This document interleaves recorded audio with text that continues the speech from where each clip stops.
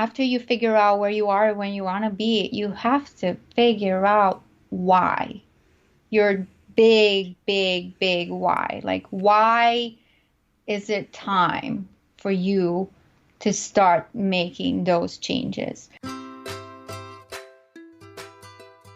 Living a healthy, balanced life as a mom can sometimes feel impossible. With tiny mouths to feed, butts to wipe, and so many things vying for our attention, it can be easy to feel like we're in an on-again, off-again relationship with healthy living. But it doesn't have to feel this way.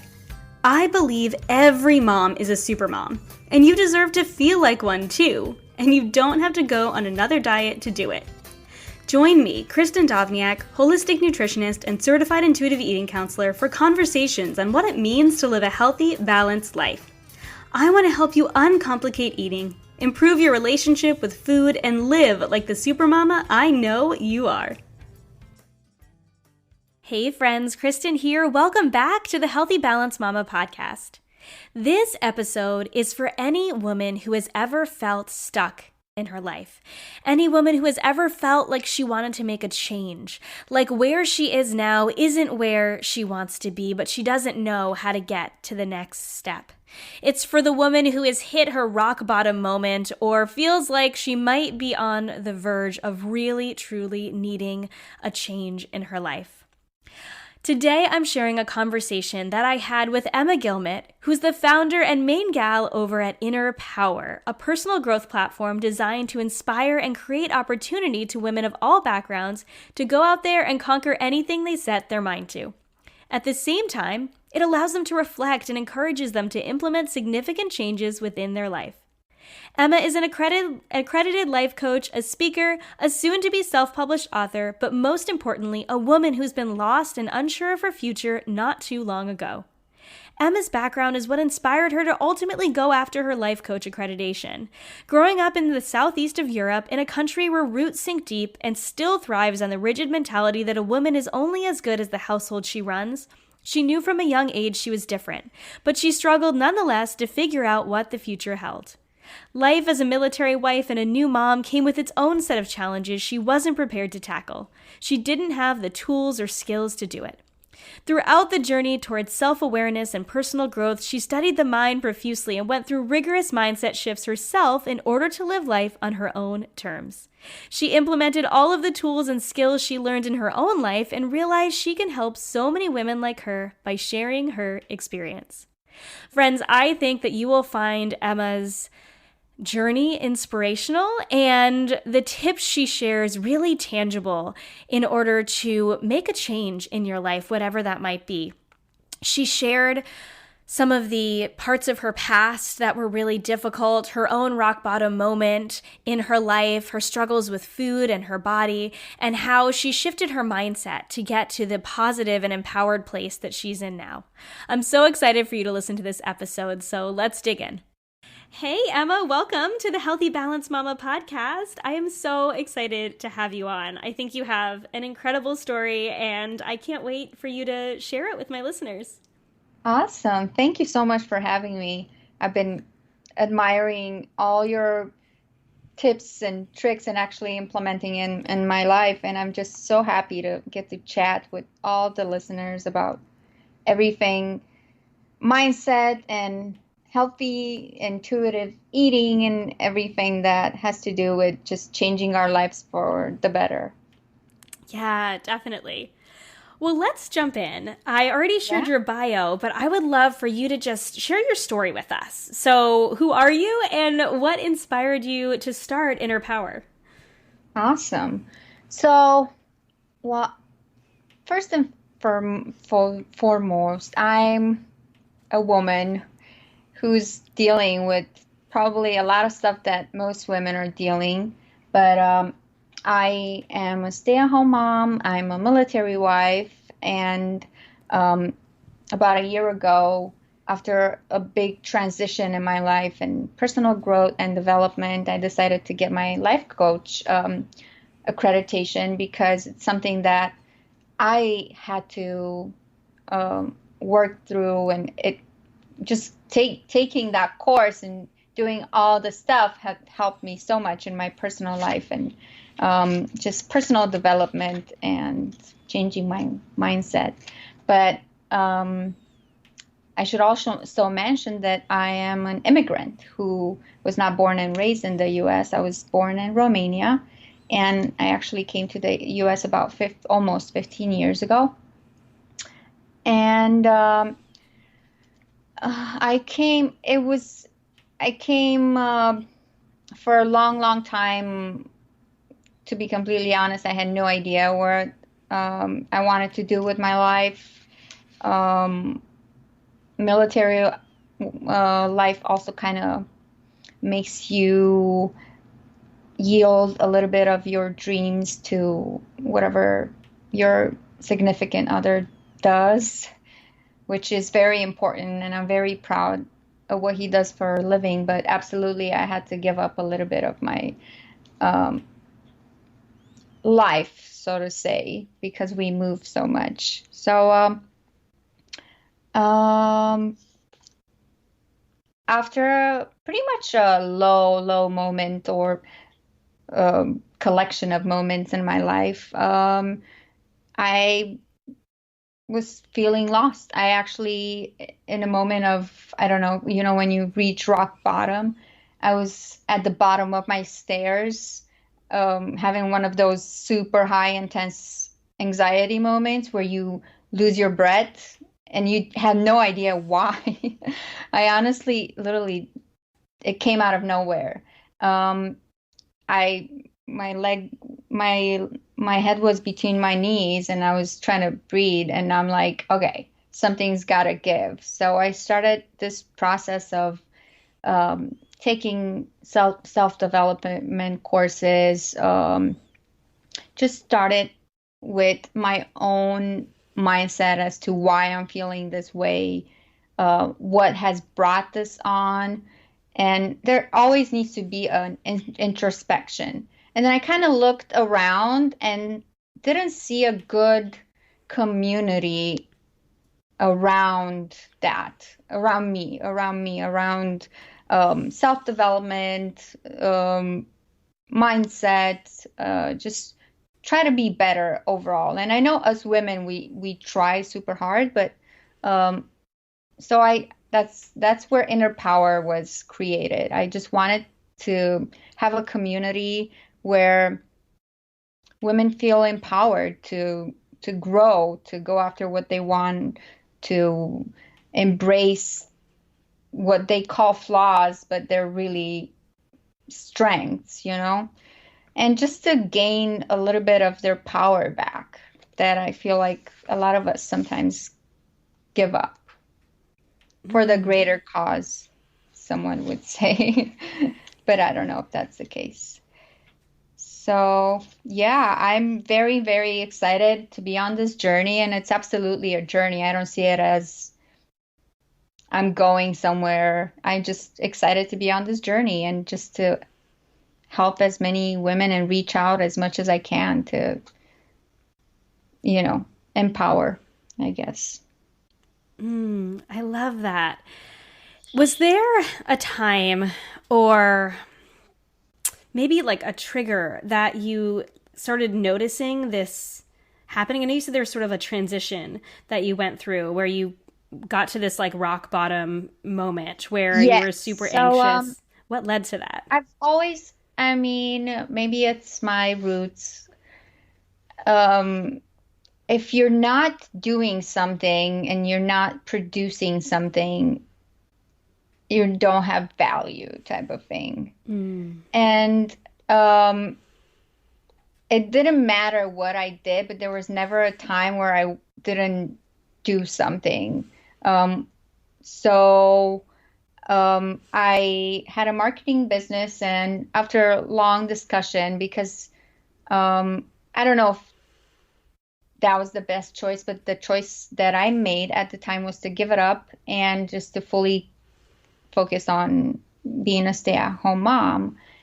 And I didn't realize at the time that I kind of lost my footing, how you have your feet on, you kind of, that was your balance, and then you kind of kick something from under you. And I literally had no idea how to manage just being a stay-at-home mom. In the beginning, it was great. We went on a lot of adventures. We did a lot of stuff. But it just, with time, I kind of got into a place where I couldn't find motivation because it was just not, I didn't feel like that was my purpose and my passion. I adore my son. Like, I don't think there's anything I would rather do just to be able to be with him and just to see him grow up. Like, I love being a stay-at-home mom, but I also felt like something was lost in me for sure. So that was kind of what led to my big anxiety moment. And it also just, I should probably mention that I didn't have a lot of community around me that we could talk about this stuff. I mean, I have amazing friends and they all understand me, but they all come with their own set of, responsibilities, ideas, stuff like that. And my husband was gone a lot. The only thing that I'm grateful for is that just by him being gone, it kind of helped me focus a lot on my own stuff, what I had to fix, continually fixing, because I do believe that it's a lifelong journey for you to continuously be better, And it absolutely led to that. I should mention, like, throughout this whole thing, and this is in my background too, it's that I had a really, really bad relationship with food, because mainly some limiting beliefs that I kind of took upon myself of looking a certain way is what is beautiful or stuff like that. It's actually when I was little, not little, but when in a young girl's mind, we always want to look like our mom. And my mom has pretty much a different body type. And one time I was looking in the mirror and I'm like, why can't I have those legs? Just like, women with long legs. It didn't matter anything else, like nothing else mattered. It's just that I had bigger legs than she did. And she said, well, because you look like your dad's side of the family. But what I heard was I don't look like her. And I did everything in my power, pretty much my whole life, just to be skinnier. Mm-hmm. I mean, any diet, you name it, I've tried it. I've also became an emotional eater where when I was stressed, I would literally binge everything, and then I feel guilty. So throughout this whole process, I can tell you that, and I actually wanted to thank you about you putting a name on it. You said beautiful balance, and I was just like, oh, because I think everybody should look for that in their life, just to get a beautiful balance. So, that's, it always has to go somewhere where, there's a saying, and I always go down to that. It's like nobody changes or sees that they need to change until they get tired of their own BS. Mm-hmm. Yeah, no, for sure. I mean, I can see the same thing in my food journey. I wasn't ready to change until I was ready to change. And I think it's really a really important thing to point out. And we don't necessarily need a rock bottom moment, but we all have that moment where we realize that something is not the way it needs to be. Absolutely. Rock bottom is different for everybody. That's true. Yeah. It's just a matter of you looking at yourself from a different lens and being like, whoa, that's the person, that's who I am, that's where I am, okay, that's not where I want to be. Hmm. Yeah. And oh my gosh, I think you are hitting the nail on the head with so many experiences that I think a lot of women that I know and moms that listen might experience and feeling in their life and might not be able to put a name on it, Yeah, or just that feeling of maybe, loving their kids and wanting to be the best mom they can for their kids, but absolutely. realizing that they want something more and that it's okay if you want something Yes, more, whether that everything is is a solved. hobby or a career or, yeah. Absolutely. There's nothing wrong. You're not selfish.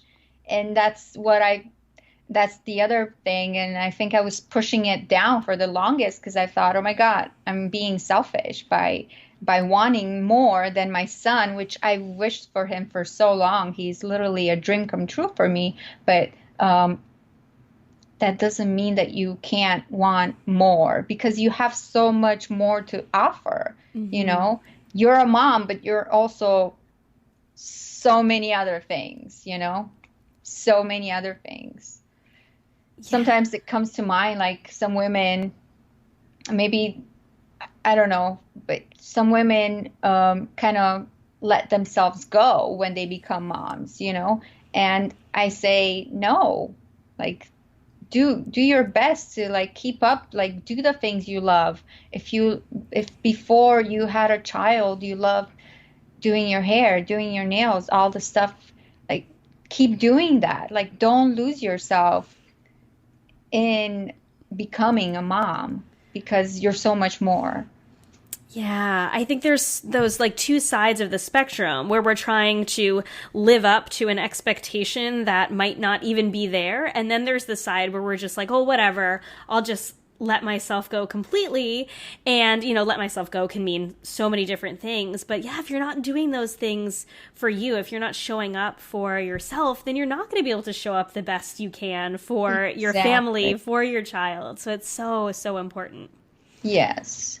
And also, I mean, you are an example for them, like I it all comes down to self-respect, self-love, and it shows up like your kids are sponges. They will absolutely do what you do, and they don't do what you say. They do what you do. Mm-hmm. So if you do want to be a great mom, it starts with self-love and self-respect and keeping the promises that you make to yourself, whether it's um, feeling good in your body, and not feel guilty about the stuff that you put in it. So if you do eat that donut, enjoy the heck out of that donut, Mm-hmm. like don't think about why did I do that? Just be present, and mindful. Yeah. Oh my gosh. I love it. So I want to kind of take a step back and I want to dig into what life was like for you before this. So, what was life like growing up? So, you grew up in Southeastern Europe. So, Yes, a very different upbringing than many women absolutely. here in the US. So, how did that play out in your life and in your story and the expectations of women there? Yeah. So, well, first of all, it's like if I think about just kind of growing up in two different environments, well, growing up in a different environment than I am right now, I think about it, it's all I think about uniformity and conformity, which here it's all about expression and individualism. And back there, it's all about being in line with what you are asked and requested of you, listening to your parents, you know, emotions, feelings, mindset. It was never discussed. I mean, it could be that we're obviously a different generation that what it's coming up right now.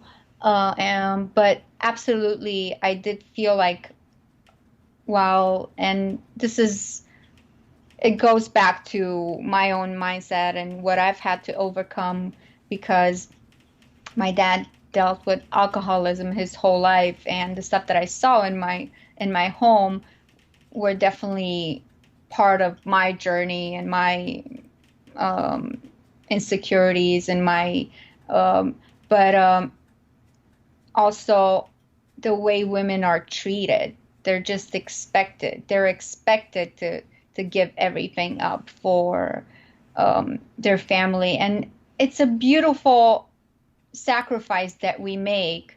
But I also see women like my mom in their 50s who are not independent. And I love my mom with all my heart. I'm so grateful just to have her in my life. And to be honest, I've made peace with what my dad had to deal with and deals with on continual basis. But the point is that my mom is simply just doesn't really have choices. She just kind of life, that saying is like life happens to you and you kind of just roll over. Like that's kind of how I see a lot of women in Romania living. So here it's like, by golly, you have choices. If you don't like the outcome that this is gonna this is gonna go to, then you turn around and make a different choice. And I feel like in Romania, you're not even raised believing that, or just like I said, women are raised to yield, or if they do grow up, they absolutely have to follow a pattern, act a certain way, or they're not good members of society. I mean, clearly you have to have a moral compass anywhere you go, but it's just a very traditional, deep and stiff roots that are, and you're just judged if you're different, pretty much is what I'm getting to. So for me, growing up and with all my insecurities of coming from a broken family, of I have to act a certain way to be accepted, but I felt like deep down inside that was not the case. I just wanted to be different and not follow a certain pattern that will get me to whatever, marriage, kids, which is a beautiful thing. And I'm so happy being married, having a child, but I also wanted to follow my own way, So after a year of college, and the other thing that led me to come here, I realized that literally my mom was getting into debt to pay for a school that I hated because back then, and I don't know, I think nowadays too, parents in Romania literally pay for you up until pretty much you get married. It's a very different culture. But also they expect you to move them into your home and care for them when you're old. Mm-hmm. Like I said, absolutely different culture. Some of these stuff I keep to my heart very dearly, and just the respect that I grew up with, and I think some of it is a little bit lost. But some of these stuff I absolutely think it needs to go.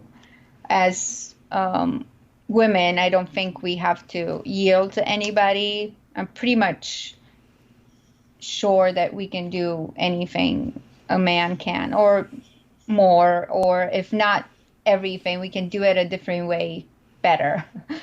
Not to go in any type of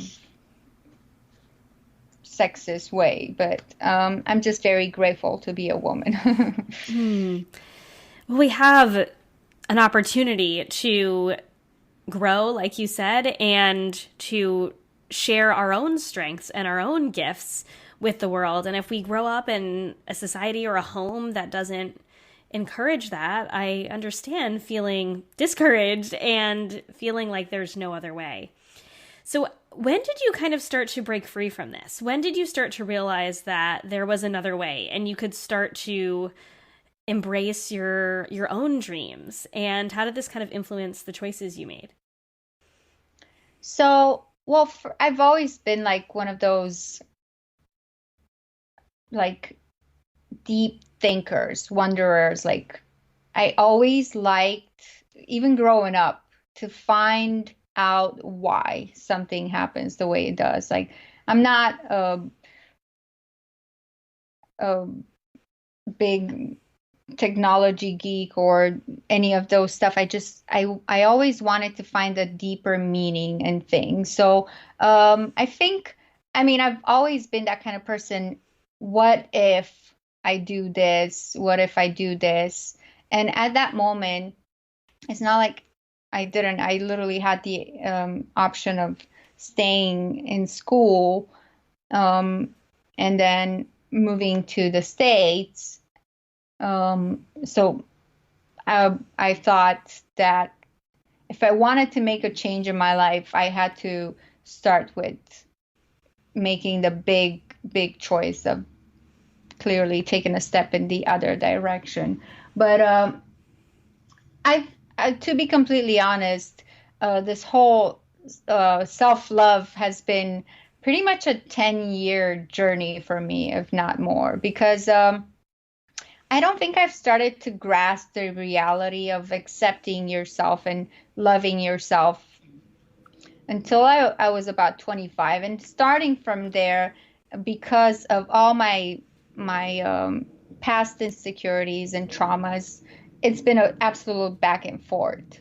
And it literally came down to about a year and a half ago when I actually started to take action. Because before then, I've always read self-help books. But like you said, I wasn't ready. You know, I've always kind of did a little bit of work, but not digging to where it was the most painful stuff. Like you have to actually dig deep. Like you have to ask yourself, who are you and how did you get here? You have to have some deep introspection and like what made you who you are. Was it your own beliefs or was it your past traumas? And are you still stuck in those traumas, you know? And this comes down to food.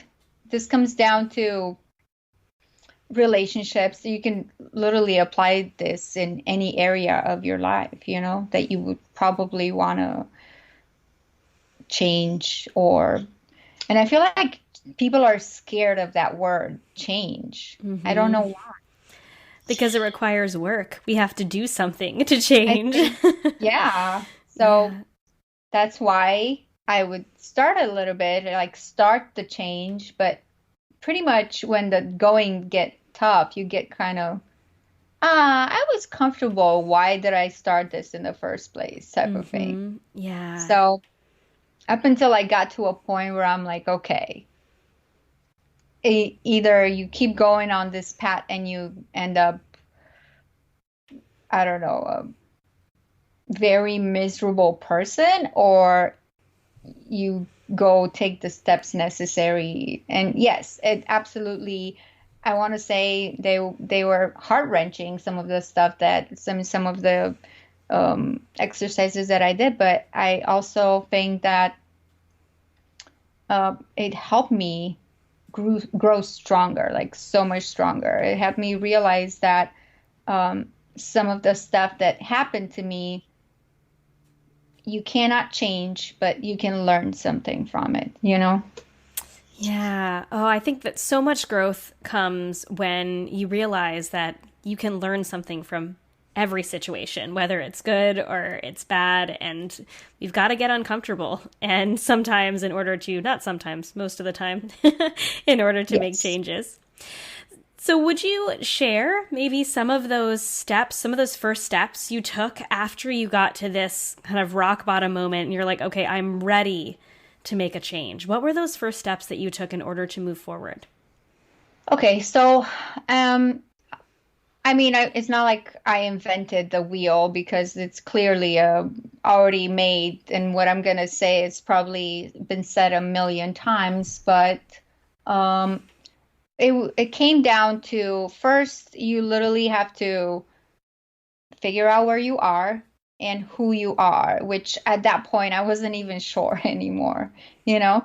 So you literally have to maybe take a piece of paper and write down every single thing that comes to mind about who you are in this moment, the good, bad, ugly, the scary. You have to point it and put it down. It's kind of like your GPS map is like, I am here and I want to get to here. So you need those 2 points. And then from here, you kind of have to take those steps backwards as to, so if pinpoint where you are, and then probably the second thing would be, where do you want to be and who do you want to be as a person? Like, or if it helps women relate to this better, is what do I want to be remembered for, or what kind of legacy I want to leave behind,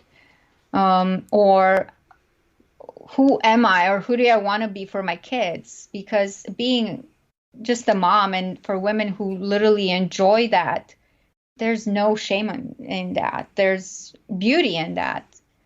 And that's what I actually want to break the stigma of women like comparing each other and thinking, because you do this, you're better, or because I do this, I'm better. No, I think everybody has a different path, you know?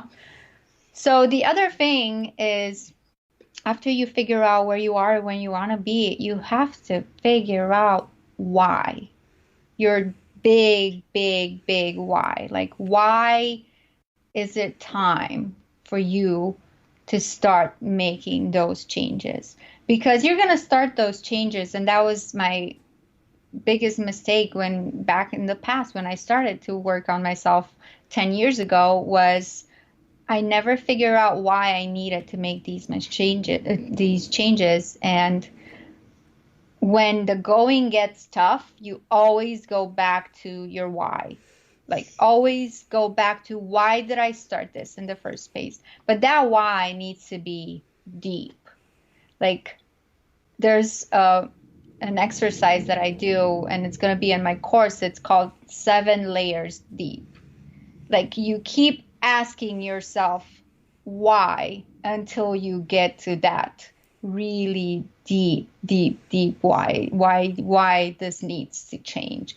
And when you look at that, I mean, I cried like a baby when I realized, and I'm going to share something that I wasn't necessarily planning on sharing, is that my big why is that I really don't want to grow up in a broken household, and I don't want to go back to where I was. Like, it has nothing to do with geography. It just has everything to do with not having control of your life and not knowing if today is going to be an erratic night, or we're going to act like nothing happened, which was the case for the way I grew up. And that's my big why. And that I saw that in myself because that's what I was exposed to. Mm-hmm. If you can understand. Yeah. It's easy to go back to what we know. And we need to be intentional if we want to change. For sure. Yeah. So it all comes down to why.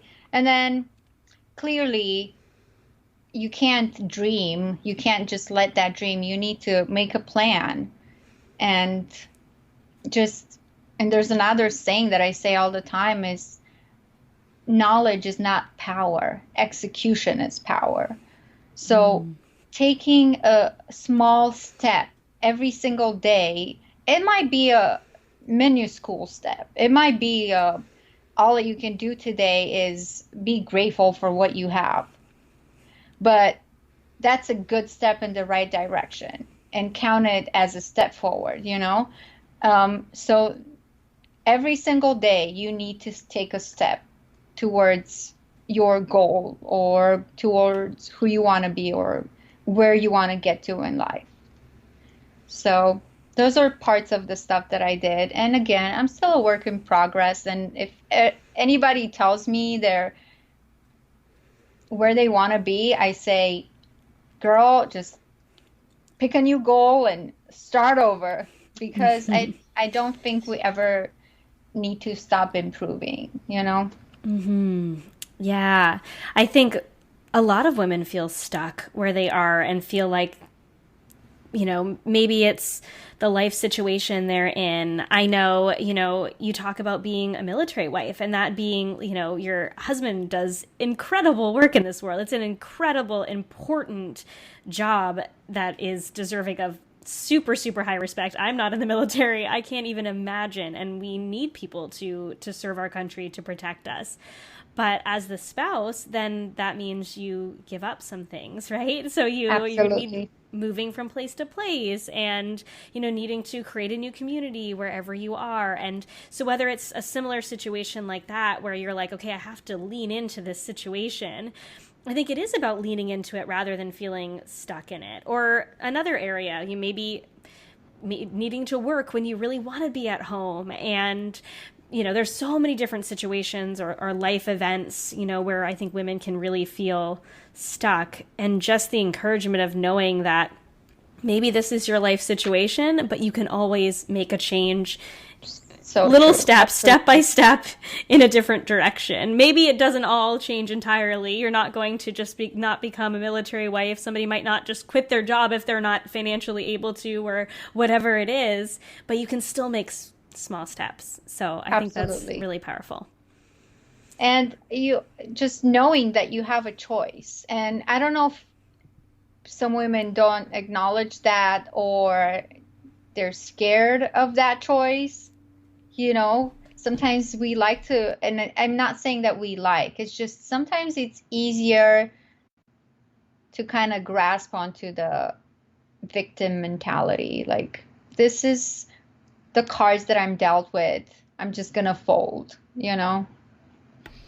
So, the point is that you can always change or shift your.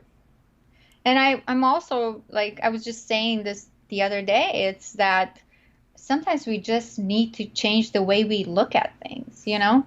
Just put a different lens on. It's like sometimes your burdens are blessings. Like, whatever you think of that, for example, sometimes I would blame my husband for putting me in a situation that I have to choose between this and this, or have to leave my friends or be so far away from my family. But the truth is that look at where I get to live, and I get to see new places every couple of years. I get to meet new people. You gotta look at it from a different perspective, you know? Yeah, I think that is so powerful, taking a step back and just looking at things in a different way, because there's always another side to things. We can always focus on the negative. There will always be negative things we can focus on.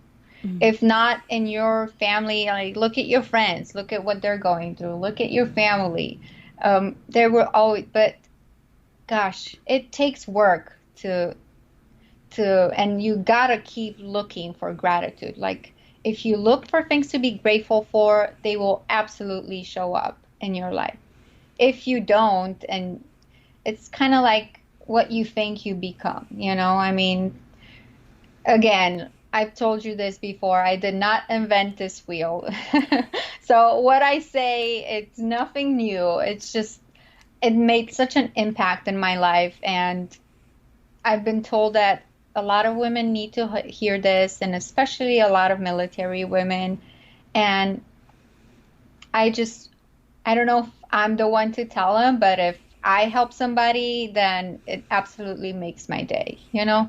I think we need to hear things over and over again before they stick. And sometimes it's just, like you said, it's the right time. We never know when that right time is. We might not be ready. We might not have been ready to hear it yesterday, but we're ready to hear it today. And now's the day to move forward and to make a change in whatever area it is in our lives. If we are feeling stuck, if we are feeling like we are not living the life we want to live and we're not the woman that we want to be. So I'm curious about when this shift started happening in your relationship with food. You said that, you kind of struggled with wanting to look a certain way. You struggled with dieting and binging. When did things start to shift for you in this whole self-development journey? I've always loved food. And to be honest, growing up, I was one of those lucky people who ate mainly fresh food out of necessity. And this is where the shift between cultures happened. In Romania, honestly, everybody I know has either parents, grandparents that live in the country in a farm. So I grew up with fresh vegetables, and clearly it's economically, it's a poor country, but those vegetables were fresh. Whether we ate potatoes nonstop and pork, those potatoes and that pork was raised by my grandma or grew by my grandma. And I also would like to mention that I did grow up working in my grandma's garden. So I know the beauty of growing your own food. So I've always appreciated farm to table and what it means to actually create your own dish from something that you made or where it's grown rather than a can, for example, So I've always had that, but my problem were all in my mind. They all had to do with mindset, and it all also had to do with exposure. I'll be honest with you. Like what I was exposed when I moved to the United States were things that I haven't even tried on. Like, I'll be completely honest, and this will probably be shocking, but well, maybe not, because I hadn't had an avocado before I moved to the States. And I actually didn't like it the first time. So, and now I'm kind of an avocado aficionado. Like, I literally put it on everything, like sweet, savory, it doesn't matter. I'll take it. And pretty much the same with my mom. Is after she started visiting me is when she started tasting more things. It was kind of different, but my relationship with food started changing when I started to realize the pattern that I was getting myself into. Is like I said before, I was an emotional eating, so I would eat healthy for a while and feel good about myself, and then celebrate with something so silly as, I don't know, cake or whatever, but then I would feel so guilty about eating that I would feel like I took like 12 steps back. And that's not true. That's not true at all. So that's where the intuitive eating comes to play, is that it's okay to have your cake and eat it too, type of thing. It's, I don't know, it's okay to embrace all the foods, I think, like, obviously I am a big proponent of respecting your body and treating it with love and putting things into it that nourish it. But that was a big, like, up and down journey for me. It wasn't like a straight line, and I don't think it ever is, honestly. And who knows, and I can't speak for the future. I mean, I have the tools, so maybe now I can actually recognize the pattern, and that's probably the secret, is recognize the patterns that you do. that if I do start going to feel guilty mode, I can take a step back and figure out. But again, it's not a straight line. The secret is that you want to embrace it, you want to change it, and you have to feel ready for sure. Yeah, so much of it is mindset. It's really not about the food at all. It's not about the type of foods we eat. It's about our feelings we have about the food and ourselves related to the food, that guilt and that shame behind eating certain foods. And like part of intuition is learning what foods feel good and what foods nourish us. And it's okay to eat those foods and to embrace those foods, but we don't need to feel guilty when we eat the foods that might not be as nutrient dense, but like you said in the beginning, you enjoy it. And I love hearing that your journey to, moving through this anxiety and this place of feeling stuck really kind of helped you move to a more positive place with food without really changing anything about your eating. It was really just changing your mindset. And I think that's absolutely so powerful. Yeah. And recognizing that your body does tell you the things that it likes. Like it speaks to you. And a lot of people choose to ignore that, some of the symptoms. And I mean, everybody has a choice. Clearly, we all make choices in our life. And what you put in your body absolutely will either help you. It's one of those things. You either spend your money on feeling good or you spend your money on medicine. I mean, it's because clearly food is medicine. So I absolutely but also I do believe in having, like you said, a beautiful balance where if you do feel like eating that cake, absolutely. And I always come back to cake because that was like, sugar was probably my biggest thing that I had to overcome, that I was addicted to it, but I always felt guilty for eating it. So it's okay to indulge. And that's where I'm a very rigid in personality, and flexibility is something that I absolutely had to learn, Yeah, I mean, the more we restrict ourselves, the more we feel like, something like sugar is an addiction that we can't get ourselves away from. And then we start to allow it without guilt. Then we start to notice that, hey, I can actually have this and not feel like it's, it has power over me, but that this is just something I'm enjoying, and that sugar is okay. I mean, eating sugar all day, every day, well, that's where intuition comes in. Does that really feel good? And most people find that doesn't feel good. And then we learn to eat the foods that feel good. And then things like cake are just not a big deal anymore. Yes, so I agree. Cool. I think I gave cake too much power. Yeah, it's true. we do. I mean, in oh my gosh, so many ways. There were so many foods that I can think of that I gave way too much power in my life. And I think a lot of times when women are in this early stage of finding freedom with food, they can feel a little bit out of control when they're learning to give themselves that freedom. And that often doesn't last very long. Once we start tuning in, we realize what feels good and what doesn't. But what we don't realize is we are out of control when we're letting food have power over us.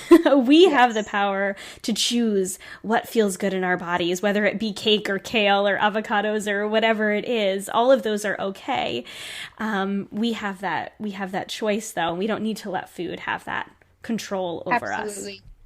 us. The same with, I used to do the same with working out, and that's where I had to, like I said, get in and learn to be flexible, where if I don't work out and my body really requires a break one day, I do it without feeling guilty, Yeah, it's so huge. Yeah, with food, with working out, with self-care and allowing ourselves. I mean, really, our whole conversation is about really caring for ourselves and embracing that, we can change and we can grow and we can take that time to embrace our inner power. And that includes taking care of ourselves. But I think oftentimes we have this idea in our head of what it looks like, and we have to let go of what that looks like and allow ourselves to just listen to what our body needs. Absolutely. Major connection between body and mind. Like you got to listen to what your intuition says, like you said. Yeah. And I think that kind of leads me into something that I know you're passionate about talking about, and I really want to dig into because this has been a personal struggle for me for sure.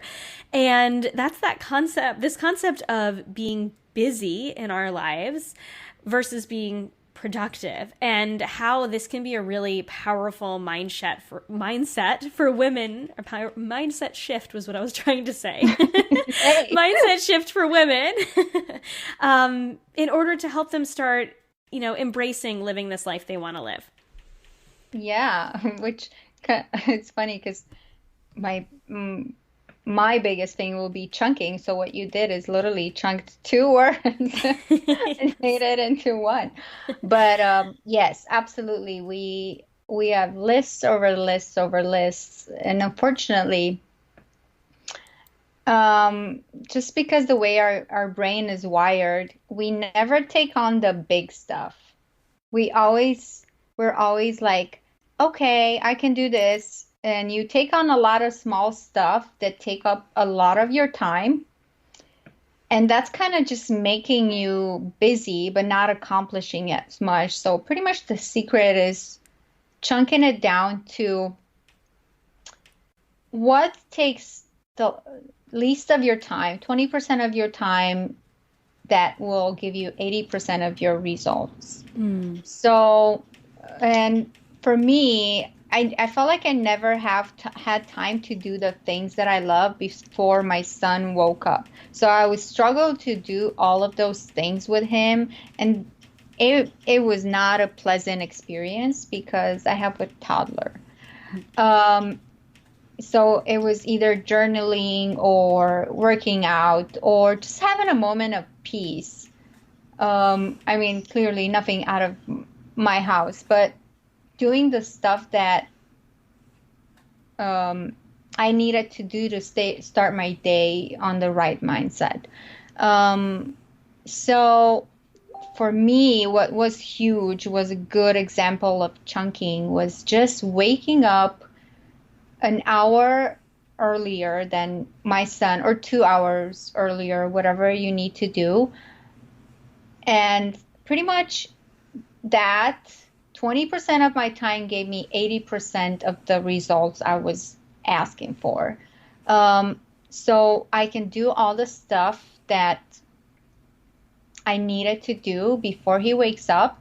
And then I can focus my attention and I have the energy and the positive mindset to start a day the way I want to start it and not wake up frazzled. And it comes down with the same. If you are if we're talking about eating, and you are a person who has to figure out what to eat when you're hungry, you're gonna reach out for the cake or the not unhealthy option. If you're trying to be healthier and mindful, food prep would be chunking for you, which you take an hour or two out of your Sunday and prep that, which would be 20% of your time will give you 80% of the results. It's all about that prioritizing and making time for those things that are important. You have to prioritize and think of, and you also have to make a list of the things that you're doing and realize which one of these stuff are you're doing because you want to, or are you doing it, does it help you in your goal or your quest or whatever you need to do. I was a serial procrastinator. Like I could spend hours on social media. And truth be told, one chunking for me was at one point I had to get Instagram off my phone because that's what I had to do. That gave me 80% of the results. I have it back on, but I'll be honest with you, it's all the way, you know how you have apps, it's all the way in the back. So I just don't see it on the first page. And it kind of became a habit where now it's not an issue anymore. But in the beginning, I was kind of looking for it, and I was just so happy that it kind of gave me that why are you doing, like it gave me that time to be like, why are you doing that? But you just gotta think about, you gotta be mindful in everything you do. So if you spend your day running around with your like with a chicken with its head cut off, you gotta figure out what are the stuff you are doing and why are you doing them, and is there something that you can, like I said, chunk together that will give you 80% of the results. Whether, you know, if you're scrambling to work out and you don't have a sitter, just talk to a friend and maybe switch. I don't know. Whatever the situation might be, you know? Yeah, there's always a solution. Yeah, absolutely. Absolutely. Or we do it at home. Again, working out is absolutely, for me, it's changed the way I look at my body, because that's the other thing. Before, I was so stuck on the food or lack thereof. But since I started adding training or walking or any type of movement, I've just felt so much more free. And you know that exercising releases dopamine in the brain, and it just gives you that good feeling. And for me, it also makes me feel strong, which is so empowering, you know? Yeah, focusing on how you feel and how your body feels and what your body can do for you rather than focusing on changing it. Absolutely. Or, you know, restricting or whatever. Yeah, so powerful, for sure. So then, what are your, I love the idea of chunking and putting things together so that you're giving it 20% of your effort and getting more results. Do you have any more tips on how women can be more productive overall and maybe figure out what's important to them, and so they can kind of prioritize those things? So you talked about it's important to figure out what it is that you're doing now. How do they then figure out what they, I don't like to put shoulds on things, but what they might want to do in order to kind of move forward in their lives? Yeah, so like I mentioned before, the main thing is figure out exactly where you are. So if you figure out where you want to be and you still spend a lot of time procrastinating, it's pretty much because you either are not exactly sure of that's the place that you want to go to, or you're not exactly sure of the steps. So the main thing is, like I said, this, you always have to have a plan. And a plan comes with steps. And the steps need to be realistic. It needs to be a realistic goal. Like, for example, if you're a woman that's in a job that's unfulfilling and you really dream about changing or starting your own company or changing just your job, you gotta start with a plan that, like I said, it's realistic. Where do you want to work? Are they hiring? And start backwards. What do they need in order of a resume? Do you have what it takes? Or if it comes down to starting your own company, what's the first step I need to take? I mean, every single answer you need is pretty much on the internet, but you absolutely have to have a plan and make it realistic. And the other thing is you have to have accountability. Um, and if we're talking about moms, like for everyday single thing, I think overall, like I said, we have to be mindful. What do you spend your time doing? Is it helping you? Is it moving the needle? Which is, if, because you were saying that mom gets stuck, you have to do stuff that move the needle in the right direction for you. So it's, for me, if I'm being completely transparent here, I had no idea the business side of or the techie stuff of what it takes to create a website. I literally had to learn it step by step on a YouTube tutorial, but I did that, or the other stuff, I took courses on it. And that's one of those things, is like you gain confidence through skill. So if there's something that you don't know how to do, you just start building your skill. It starts from scratch. It doesn't matter. Like, just, there's so much information out there that there's no way that you cannot focus on what's important. I know it's easier said than done, but you always go back to, I think, your why. And I hear a lot of my friends saying they're busy.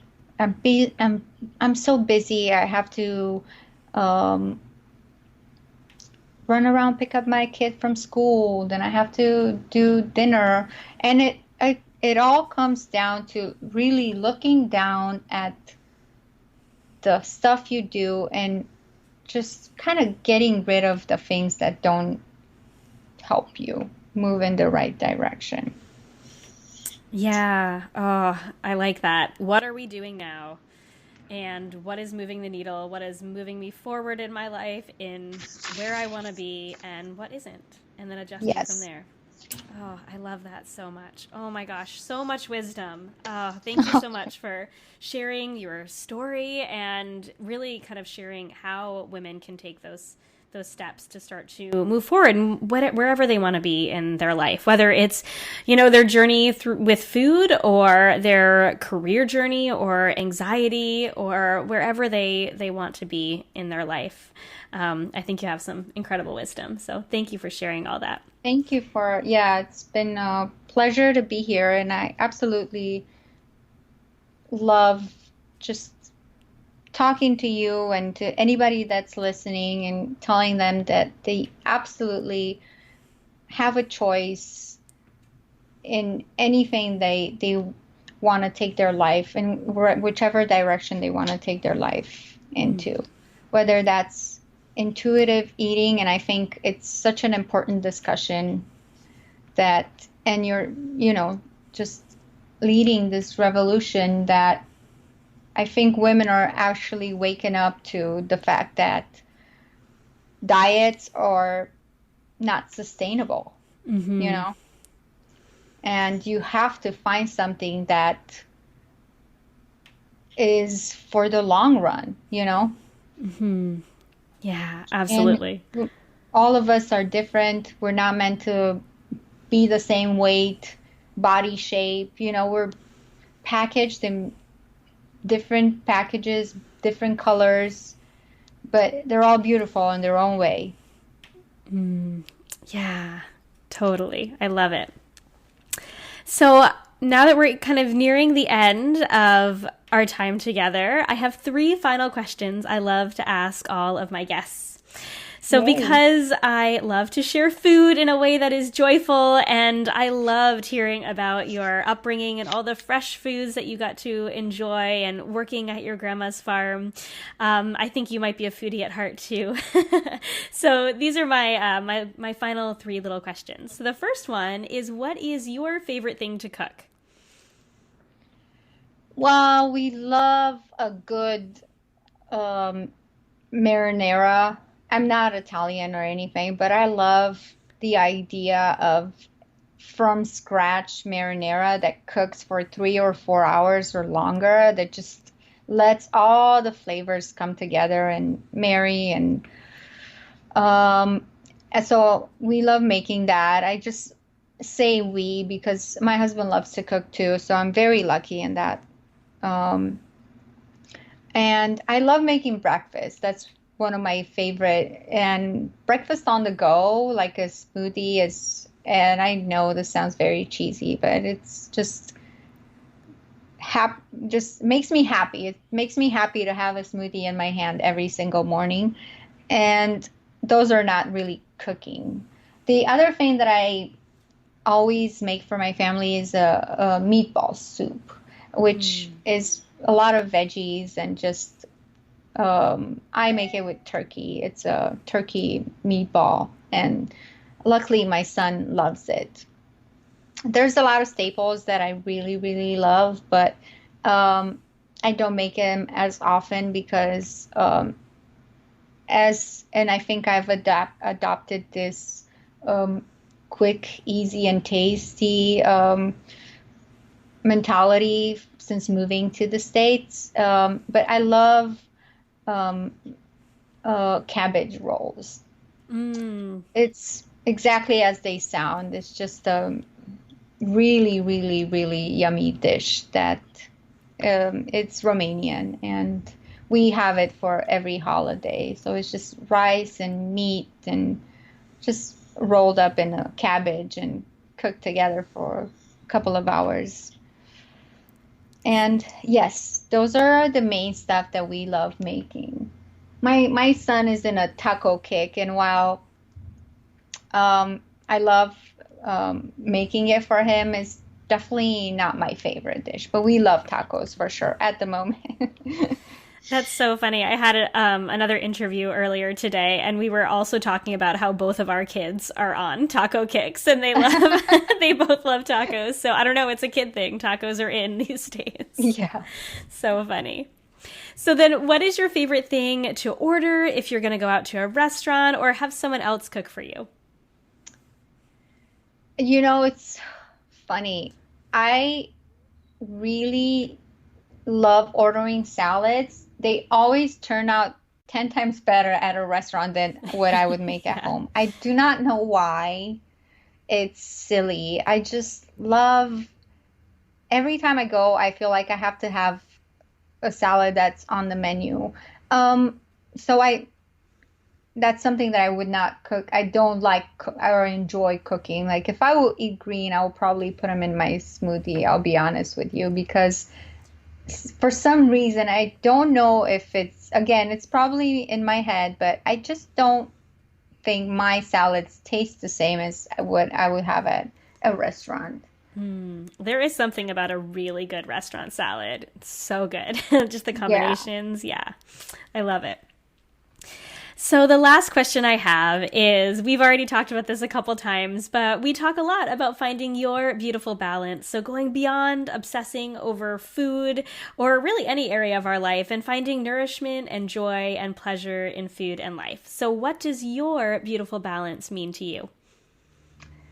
Um, my beautiful balance is just loving what you put in your body and also treating it with respect, but also having the flexibility of enjoying going out with friends and not saying, I'm restricted to this or that. And also, overall, I think it's just having that mentality that it's okay. It's absolutely okay to eat that food without feeling guilty and also not depriving myself, for sure. I've done a lot of depriving in my life, and I never want to be in that place again. So, yeah, beautiful balance for me is flexibility, coming from a very fixed mindset.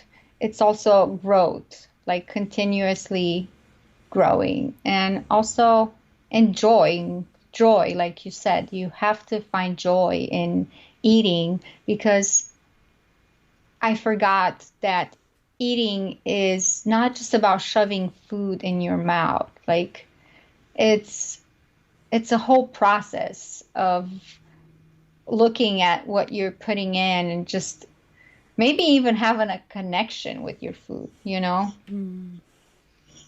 because like I said, it's a ritual. Like if you can make a ritual out of what you put in your body, then you kind of, I think it's a very different relationship that we end up having with food. Yeah, I love that.